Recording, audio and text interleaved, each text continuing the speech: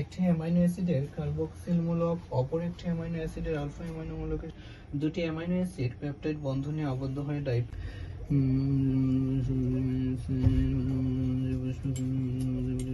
গতিক ধারা অনুযায়ী রে কিতারে বন্ধু আরে বাবা কিতা করতেছস? ওই দেখ ৩৬ তারিখ বায়োকেমিস্ট্রি পরীক্ষা ফোরডাম ডিস্টার্ব দিলে এখানে ইয়া ও পড়তেছস? কালকে কি পরীক্ষা? বায়োকেমিস্ট্রি। কিতা করতেছ বন্ধু? আমি তো জানি এটা খুব হার্ড একটা পরীক্ষা, মাথা টাথা কাজ করতেছে। প্রোটিনকে পলিপেপটাইড বলা হয় কেন, এটা পড়স নি?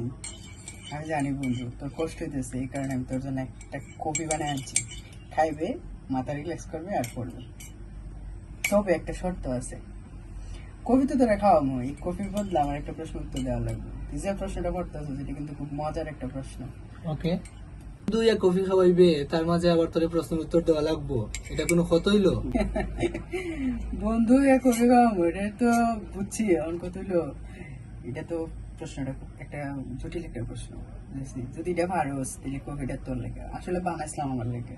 এখন ভাবলাম তুই একটা হার্ড প্রশ্ন করতেছিস, হার্ড একটা সাবজেক্টে, এই কারণে আমি চিন্তা করছি যে আমার বন্ধুরে নিয়ে দিই কফিটা। এখন যেহেতু কষ্ট করে বানাইছি, তুই এটার উত্তর দিতে পারলে আমি তোরে কফি দিব। প্রশ্নটা হলো, দেখ, প্রোটিনকে পলিপেপটাইড বলা হয় কেন? আচ্ছা বন্ধু, তুই প্রোটিনের গাঠনিক সংকেতটা কহ, আমি জানতাম একটু। এটা বন্ধু মাথা গরম করাইস না, কালকে এমনিতেই কঠিন একটা পরীক্ষা, এর মাঝে আইসো প্রশ্ন আর কফি লিয়া, তোর কফি তুই খা যা। আমি জানি বন্ধু কালকে তো কঠিন পরীক্ষা, তার কারণে তো আমি তোর কাছে একটু প্রশ্ন নিয়ে আইছি। এটা তুই পারতে না, আমি জানি পারতে না, তুই তো তোর পাশের মেয়ের থেকে প্রস্তুতি নিতে আসছিস, তাই থেকে দেখে দেখে লাগবে, তারপর কিচ্ছু করার নাই বন্ধু। আর তুই তো আমার খুব জানের জিগার, এলে গেলে তোর লেগে একটা কফি বানাই আনছি, নে কফিটা খা।